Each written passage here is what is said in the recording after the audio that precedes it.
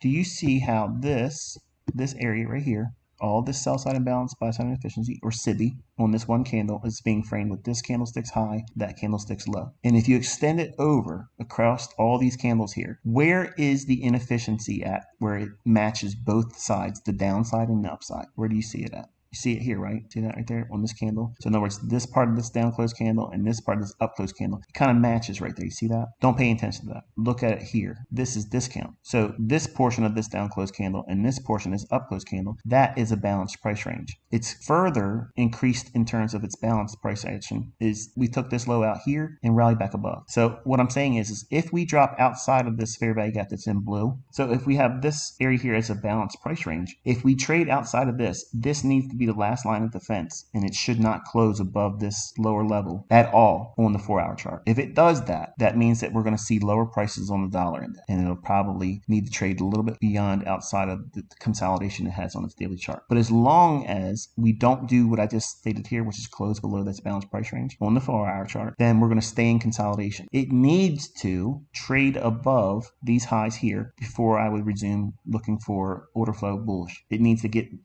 above here.